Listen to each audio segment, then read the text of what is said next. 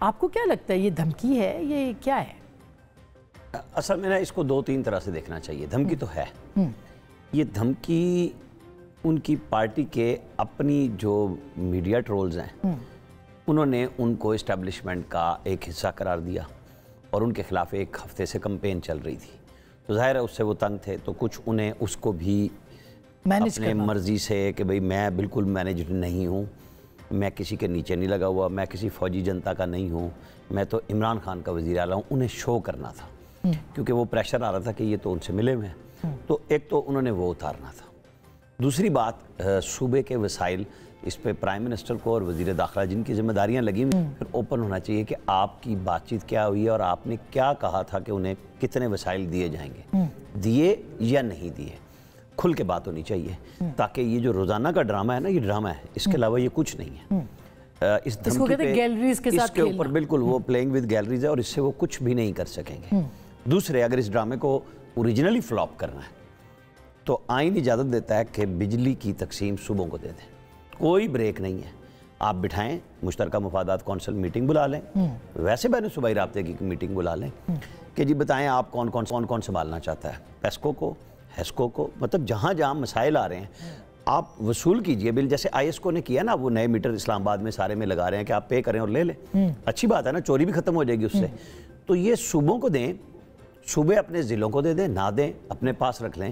انہیں کہیں جی یہ بجلی لے رہے ہیں. وہ کہتے ہیں اویس لغاری صاحب نے ان کا فون نہیں سنا جس کے بعد ان کو یہ پریس کانفرنس جو ہے وہ کرنی پڑی وایا میڈیا. وہ آئے یہ دیکھیں نا, یہ کوئی کہانی نہیں ہے, مطلب کہ وہ کہیں پہ کوئی جا سکتا ہے. میں ان کی وضاحت دینے کے لیے نہیں بیٹھا ہوا. سمپل سی بات ہے, اگر آپ نے وعدہ کیا تھا ایک پیسے دیں, دوسرے جو چوری ہو رہی ہے وہ کہتے ہیں میں بل دینے کے لیے تیار ہوں, تو ان کے پیسے کاٹ لیں. اور اگر وہ فری بانٹنا چاہتے ہیں اپنے صوبے میں, اپنے ضلع میں, کہیں پہ بھی, تو ان کو اختیار دے دیں نا کہ جیسے مریم نواز نے کہا ہے کہ میں 100 یونٹ جو ریگولر استعمال کر رہے ہیں این ٹی سی سے ہم چیک کر کے ان کو سولر فری دے دیں گے. اٹس اوکے کہ انہوں نے صوبے کے وسائل دینے ہیں. تو یہ بات علی امین کے حوالے کر دیں کہ جی آپ کو لوڈ شیڈنگ مطلب مینیجیبل ہے, یہ بات مینیجیبل ہے اور اس کو اوپن کریں. بند کمروں میں نہ محسن نقوی جائیں, نہ شہباز شریف, اور نہ تصویروں سے یہ عکاسی کریں کہ ہم سب ٹھیک ہیں. آپ بتائیں کہ ہم نے 30 جون تک یہ پیسے دینے کے لیے کہا تھا, ہم نے دیے کہ نہیں دیے. ایک تو ان کے صوبے کا رائٹ ہے, کیا صوبے کا رائٹ ان کے اپنے 3.25 سال میں عمران خان صاحب نے دے دیے تھے پیسے جتنے باقی پیسے تھے؟ اگر وہ نہیں دیے تھے اور کیا فارمولا تھا؟ سب چیزیں اوپن کیجئے. جی آج کا وہ دور نہیں رہا کہ جی آپ کہیں گے جی میں نے فون کیا یار مہربانی کرو. کوئی مہربانی نہیں ہے. جب آپ کے مہربانی نہیں ہو رہی آپ بھی کھل کے آئیں کہ جی آپ کے اتنے پیسے بنتے تھے, آپ کو 4.25 سال میں آپ کی پی ٹی آئی کی گورنمنٹ نے کتنے دی. جیسے سندھ پہ ہوتا ہے کہ آپ آج کہہ رہے ہیں کہ وفاقی وزارتیں فالتو ہیں. جب آپ نے 18ویں ترمیم کی تو آپ نے ان تمام وزارتوں کو نئے ناموں سے رکھ لیا. تو آپ قصوروار ہیں نا. بالکل بہت ساری چیزیں جو بالکل صحیح بات ہے.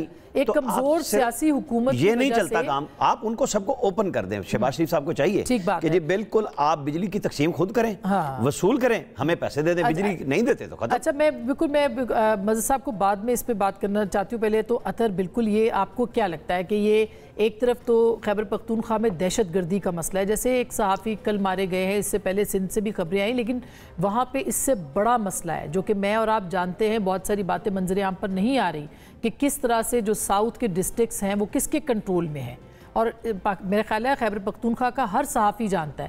تو ایک طرف دہشت گردی سب سے بڑا مسئلہ وہاں پہ بن گیا, اور دوسری طرف وزیر اعلیٰ اس کو ایڈریس کرنے کی بجائے روز کی کوئی ایک نئی چیز لے کے آتے.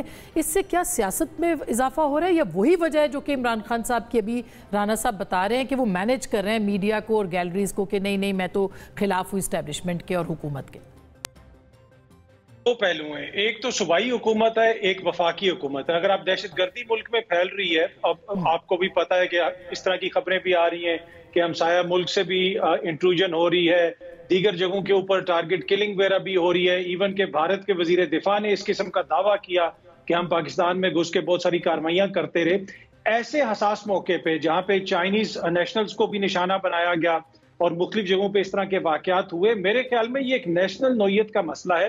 اور اس سارے معاملے پہ اگر آپ حکومت کی سنجیدگی دیکھ لیں تو محسن نقوی جو کبھی آئرلینڈ بیٹھے ہوتے ہیں, کبھی امریکہ بیٹھے ہوتے ہیں, پارٹ ٹائم وہ وزیر داخلہ ہیں, پارٹ ٹائم وہ چیئرمین پی سی بی ہیں, تو اس سے آپ اندازہ لگا لیں کہ کتنا سنجیدہ ہے پاکستان کا نظام. اور اس وقت شہباز شریف صاحب کی حکومت ملک میں دہشت گردی کو روکنے کے لیے کم از کم ایک فل ٹائم وزیر داخلہ ہی لگا لیں.